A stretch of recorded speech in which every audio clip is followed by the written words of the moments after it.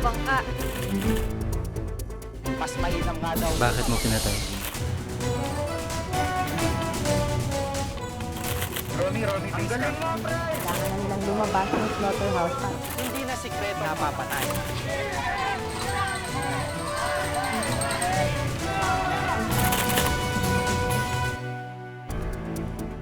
Mataas na sahod, maayos na kondisyon sa trabaho, pwede pang isama pati pamilya. Yan ang inaasahan nilang darat nandoon. Sino ba naman ang hindi maaakit? Pero hindi lahat nauuwi sa happy ending. Sa kaso ng ilan, kabiguan daw ang nadatnan nila sa bansang tinuturing na Land of Milk and Honey. Ngayong gabi, silipin natin ang buhay ng mga Pilipinong nurse sa Amerika. Mixed emotions po. Parehas po. Parehas na malungkot, na masaya. Una po, sa family po, bahay tsaka lupa. Dream ko po kasi matur yung parents ko, brothers.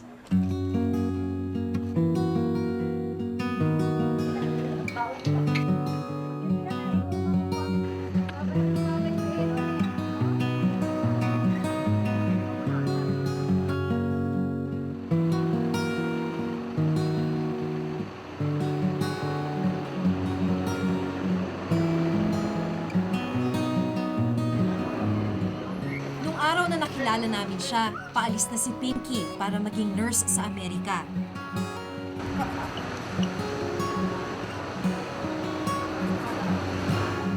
Sa airport, nagkita sila ni Cheche at Liza, mga kapwa niya nurse. Iisang ospital sa Florida ang kanilang destinasyon.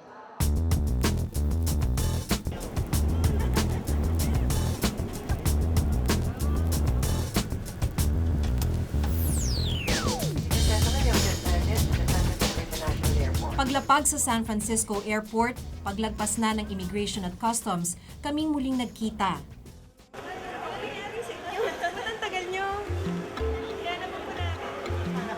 Pero di pa tapos ang aming biyahe. Mula San Francisco, dalawa pa ang connecting flights na aming sasakyan hanggang makarating ng Jacksonville, Florida.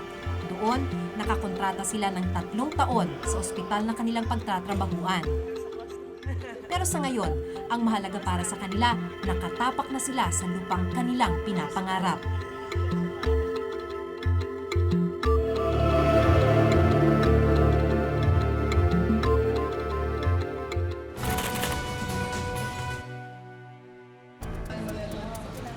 Anong first impression? Dito po, mukhang mabango.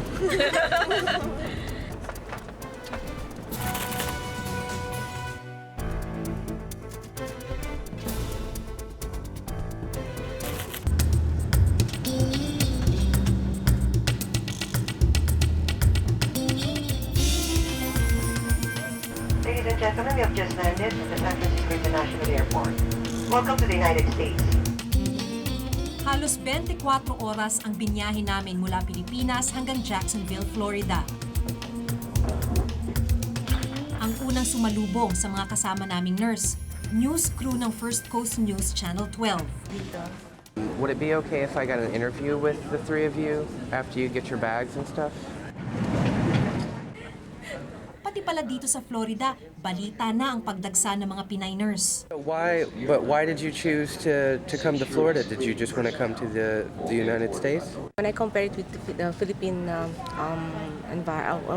climate, it's sort of similar. So I guess it's a nice place to be in. And I heard nice things about Florida. That's why I chose Florida. I'm Raymond, how are you? And Manix. Ang sumundo sa amin, recruiter ng 3, ang Nurses to USA.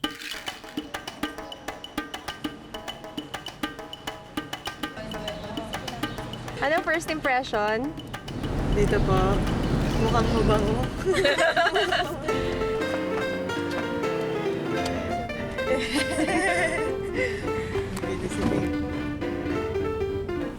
Parang ang sarap ng mga tawa ninyo. Parang... Masaya kami kasi nakarating na kami ng maluwalhati at saka yun, parang di namin alam what's to come. Pero parang exciting. Homesick na ba kayo? Hindi. Ngayon hindi, no? Ngayon hindi pa. Kung kanina sa plane, dun lang nag-sink in sa akin na talagang physically distant ako sa kanila. Nag-iisip na ba kayo kung anong gusto nyong unang gawin? Maliligo, baho na. Pero bago maligo, isang masaganang pananghalian muna ang hinanda para sa kanila ng kanilang recruiter. Kain tayo. First meal in Jacksonville. At kumusta naman ang first restaurant outing ninyo sa Florida?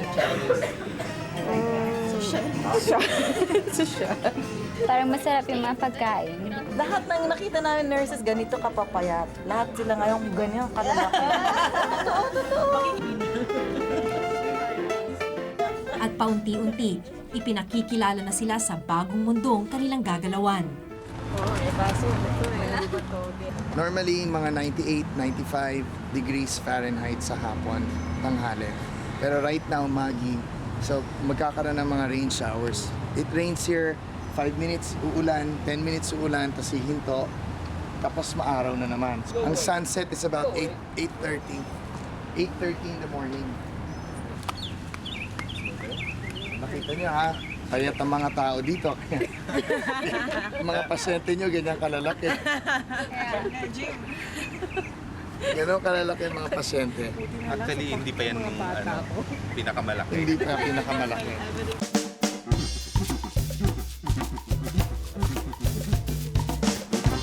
Sa biyahe papunta sa ospital na pagtatrabahuan nila, di pa rin matago ng tatlo ang kanilang excitement. Totoo na ba to?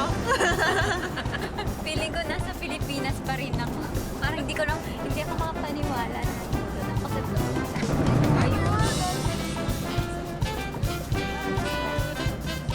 Sa Baptist Hospital NBC local news station naman ang naghihintay para sila'y ma-interview. Ano naman ang pakiramdam ng ini-interview ng mga Amerikano? Na-amaze po. Tsaka exciting. Ano pa ba?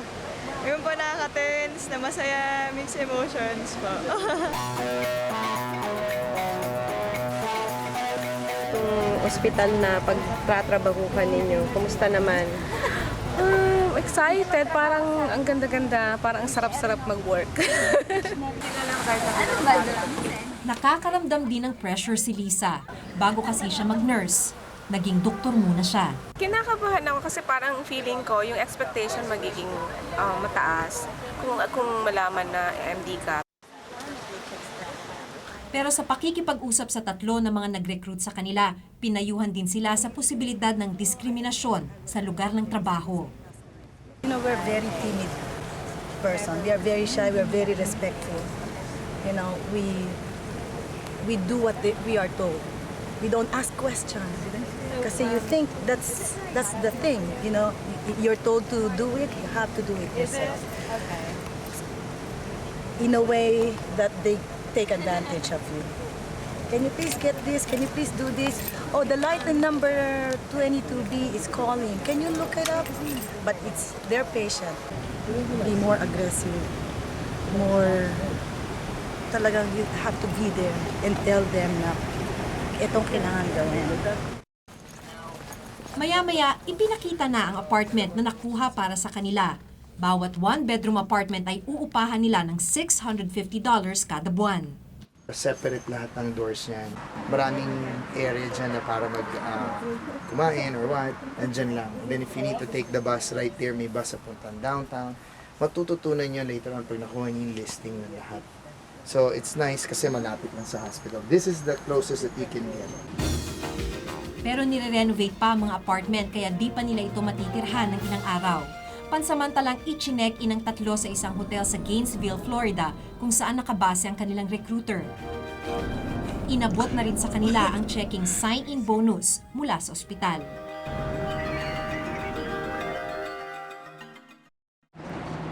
Kinabukasan, pinuntahan namin ang Shands Hospital. Sa trauma unit ng ospital naka-assign ang Pinoy na si Joel Natividad, isang charge nurse. 4 na taon na siyang nagtatrabaho rito, kasama ang asawa na isa ring nurse. Technically, we Filipinos were not really equipped sa latest gadgets. But in terms of intellectual, hindi na overlay. So it's just a matter of time getting used to playing with the gadgets and like kasi dito normally as much as possible, the more convenient the better. Salitan silang mag-asawa sa araw ng pasok, kaya hindi nila problema ang pagbabantay sa anak. Mahigit 100 ng Filipino nurses dito sa Shands Hospital. At dito sa floor na to, itong trauma floor, panay Filipino ang nurse at ang head nila Filipino rin. Storage room namin. Halos 200 Pilipino ang nagtatrabaho sa Shands Hospital, kaya hindi mahirap ang samahan.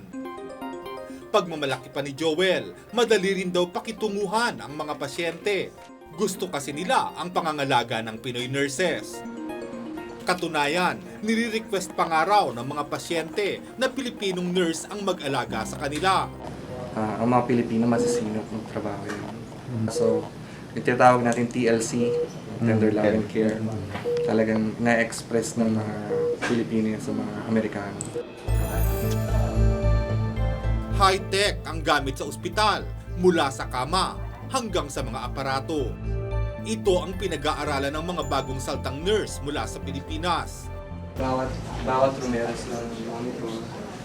Meron silang nag-read yan ng heart rate, blood pressure.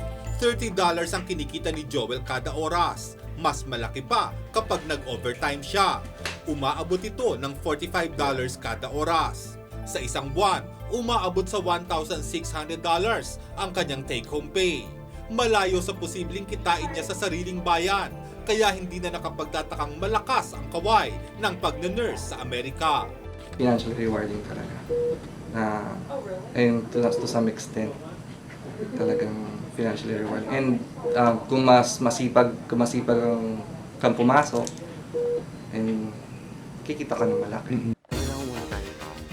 Mayroon nga raw siyang kasama na hindi na halos nagde-day off, kaya marami sa kanila namumuhay ng marangya. Si Joel nga, nakabili na ng bahay at magagarang sasakyan. Tunay nga ang sinasabi nilang kapalit ng sobrang pagpapagod ang ginhawa.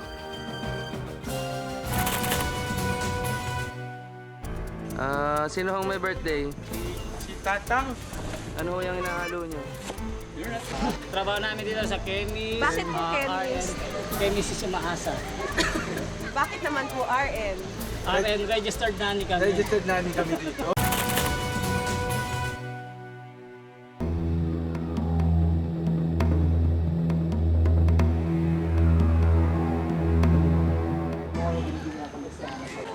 Good. Dito sa Gainesville, Florida, naninirahan ang mga bagong salta. Mura kasi ang upa, malapit pa sa ospital.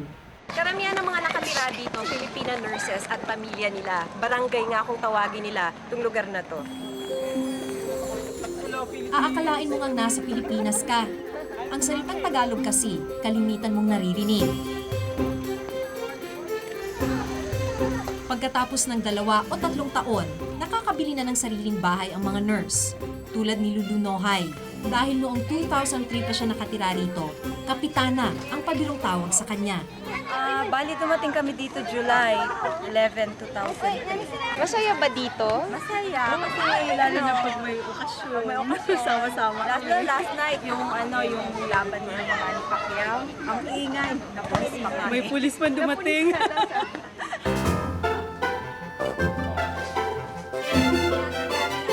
Sina Lulu, naabutan naming naghahakot. Lilipat na sila sa nabili nilang bahay sa isang bagong subdivision. Anong pakiramdam nito nung yung palipat na may sariling bahay na? Parang excited na rin na maganda kasi yung pinagpapaguran mo, meron ng kapupuntahan kasi sariling bahay mo na. Hanggang dito sa Amerika may bayanihan pa rin eh. Bayanihan pa. Ang ibang gamit sa lumang bahay tulad ng sala set, microwave oven at rice cooker. Iiwan na nila para sa susunod na Pilipinong titira sa apartment na ito. Ganoon daw talaga ang buhay sa barangay, mana-mana ng gamit. Sa pagkakataong ito, buhay na buhay ang ugaling Pinoy na bayanihan.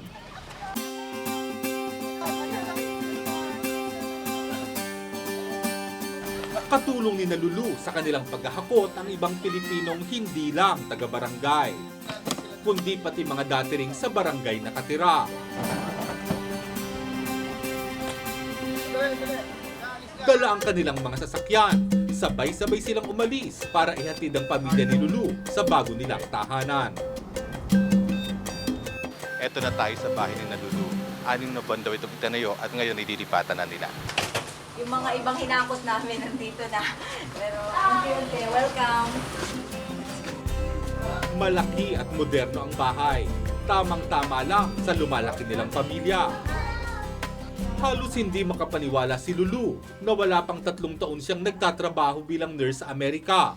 Pero nakabili na sila agad ng sariling tahanang nagkakahalaga ng mahigit $200,000. Doon ang family room.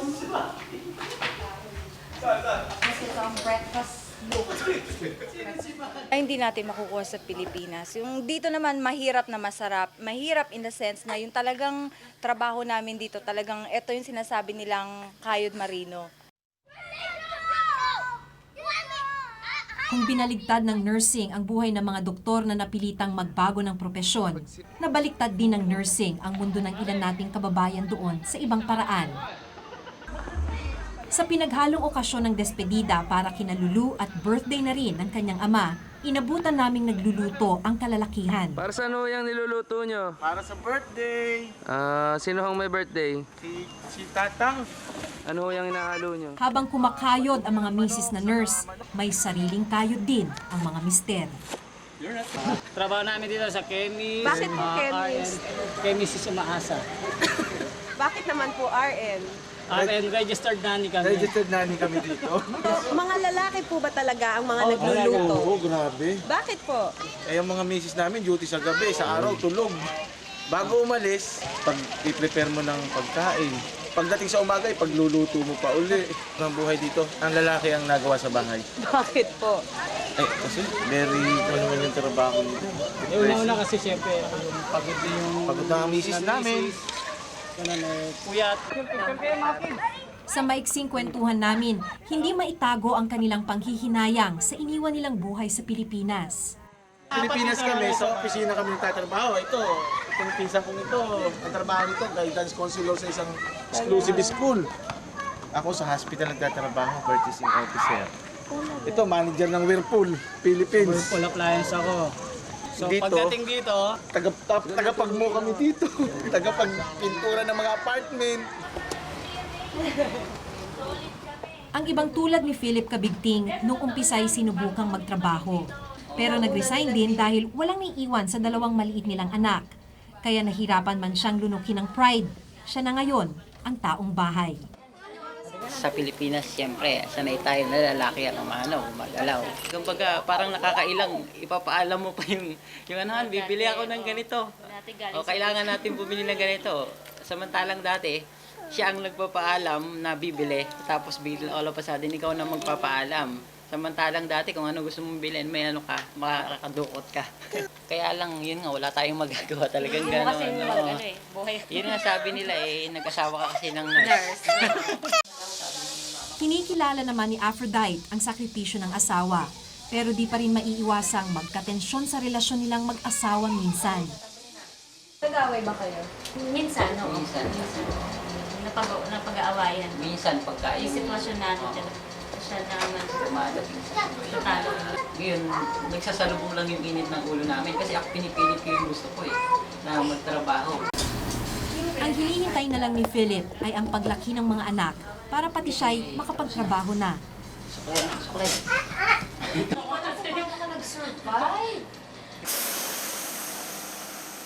Tulad ng sitwasyon ni Eric Donato, nasa edad na ang mga anak kaya pwede nang maiwan sa bahay para siya'y makapag-part-time. Kung dati purchasing officer siya sa Pilipinas, dito cook siya sa isang restaurant. Maliban dito, siya pa rin ang nag-aasikaso sa bahay. Bakit ka nagsisisi? Eh, siyempre, nalayo sa pamilya. Masaya sa Pilipinas.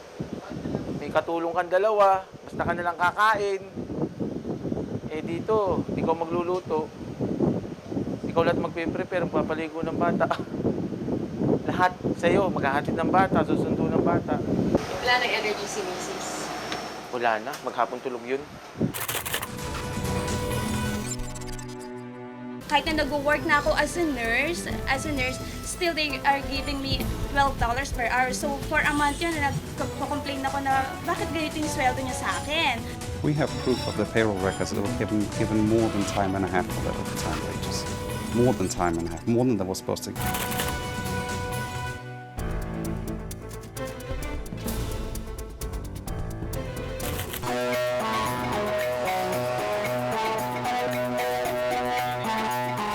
New York, this is the best. Focus upon the rest. Right here, right now. There you go. Sinasabing kadarating pa lang ng mga Pilipinang nurse sa New York City noong nakaraang taon, nagsimula na ang hindi magandang pagtrato sa kanila. 27 nurse sa New York City ang nagsampa ng kaso laban sa Sentosa Agency, ang kumpanyang nag-ayos ng kanilang papeles at siyang naghanap ng kanilang pagtatrabahuan sa Amerika.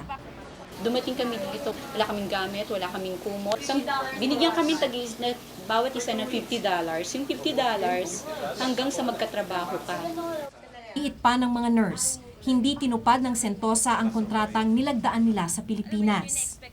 Hindi kami dinala sa petitioners, dinala kami sa ibang facilities nila. Then, when we were there, na-experience namin yung a form of discrimination. And then, pag kami ang nasa floor, binofloat lang kami ng walang orientation, nakasaad dapat, may orientation kami. They promise so many things na hindi nila binigay. Ang ilang nurse tumanggap pa daw ng bayad na higit na mababa kaysa sa minimum na $20 kada oras. For 2 months ako nag-clerk, then kahit na nag-work na ako as a nurse, still they are giving me $12 per hour. So for a month yun, nag-complain ako na bakit ganito yung sweldo niya sa akin. Para malinawan ang usapin, hiningi ng reporter's notebook ang pahayag ng Sentosa Agency. Pinasinungalingan ng aming nakausap ang sumbong ng Pinay nurse na hindi maayos ang pinagtirhan sa kanila. We give them housing and they were given housing. With beds, with comforters, with heating, with plates, with rice cookers, with food, with everything. But I'll show you my... Tungkol naman sa $50 na binigay ng kumpanya, itinuring ito ng Sentosa bilang pagmamagandang loob. The $50 was a benevolence on our part to help them out when they come in so they can buy themselves some groceries as soon as they arrive. I have no obligations to give them anything. And that's the thanks I get for giving them. Kinasuhan rin ng Sentosa ang 27 nurse ng breach of contract. Ito'y dahil sa pag-alis ng mga ito sa healthcare center kung saan sila pinagtrabaho. Sabi pa ng kinatawan ng Sentosa, tama ang pahayag ng mga nurse na hindi tama ang sweldong ibinigay sa kanila. We have proof of the payroll records that were given more than time and a half for their overtime wages. More than time and a half, more than they were supposed to get. So it's correct, they were not paying properly, they were paid too much. Dahil sa kaso, kinansila ang lisensya ng mga nurse. At bagamat isa-isa rin silang naibalik noong Hunyo, may ilang buwan din silang nawalan ng trabaho. Swerte na lang kasi may mga relatives kami dito. So kung sino yung bumibisita sa amin, talagang tutulong sa amin sa pagkain. Higpit sinturon. Mga problema ka, pambayad mo ng apartment mo, pambayad ng lahat ng bills mo, babayaran mo. Siyempre, wala naman libre dito sa Amerika, diba? Tsaka yung mga umaasa sa'yo sa Pilipinas, wala kang maipadala. Talo sila doon sa ano. I don't have a copy. Unang tumakbo ang mga nurse sa Philippine Consulate sa Amerika na nagrekomenda sa kanila kay Attorney Felix Binluan, ang kasalukuyan nilang abogado. Tanong ng mga nurse, bakit sumulat pa si US Senator Charles Schumer sa ating konsulado para sa Sentosa? Nakasaad sa sulat ang kahilingang makipag-usap ang ating konsulado sa Sentosa. Sabi naman ni Consul General Cecilia Rebong, hindi nang gigipit ang US Senator at di rin naman sila nagpapa-impluensya. The US Senator requested us to meet with an American recruiting agency to settle some issues that concerns Filipinos that they have recruited from the Philippines. But you know, and you must understand that we are the representatives of the Philippine government here. So we are with the side of our people. Maliwanag. Aminado naman ang Sentosa na hiningi nila ang tulong ni US Senator Schumer. Ginawa lang raw nila ito dahil duda silang tinutulungan ni Consul General Rebo, si Attorney Villuan. The nurses went to the Philippine consulate and got the backing of the Philippine consulate. And we asked for a meeting with them. They refused to meet with us. Only once we got the U.S. Senator to intervene on our behalf to meet with them. Trust me, when this Pinakausap pa sa amin ng Sentosa si Justin Baguio, batchmate ng ilan sa nurses na nagrereklamo. Ayon sa kanya, walang katotohanan ang bintang ng mga nagrereklamo laban sa Sentosa. Ngayon nakahanap ka na ng like legitimate agency who has given you like a green card, a good job, good people to work with. Bakit pa parang sayang yung opportunity talaga nila? Dahil sa kaso, sinuspindi ng POEA ang lisensya ng Sentosa dito sa Pilipinas. Pero wala pang isang linggo, naibalik na agad ito.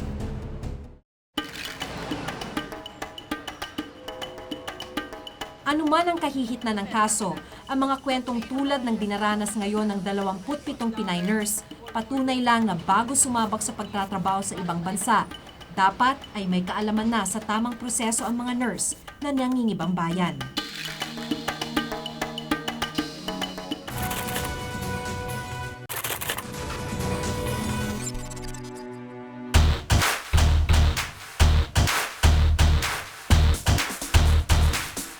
Marami na ang naakit mula sa iba't ibang propesyon sa tila matayog na pamumuhay sa Amerika. Si Clint Escano, tulad ni Lisa, dating doktor. I feel that I can use whatever experience I had in medicine in my nursing practice. You don't feel na parang bumaba yung level? Di naman. No, not at all. And dito, we have the... Si Duke Lim, dating international flight attendant. Kung nag-check ho kami kung... Hindi mo nami-miss yung ganung buhay? Nami-miss, but it's a decision you have to take. So, I mean, to get one coming in your plate, you have to sacrifice some. Nagsama-sama sila habang ipinagdiriwang ng buong Amerika ang 4th of July, ang kanilang Independence Day.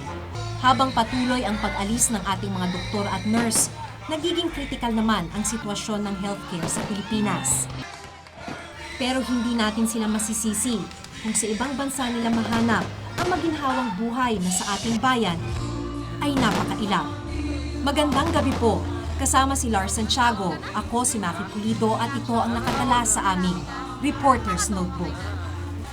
Hanggang sa susunod na Martes, samahan niyo po kaming muli para sa isang espesyal at makabuluhang episode. Handog namin ito sa inyo sa ikalawang anibersaryo ng aming programa. Kasama si Jiggy Manikad, ako po si Maki Pulido at ito ang Reporter's Notebook.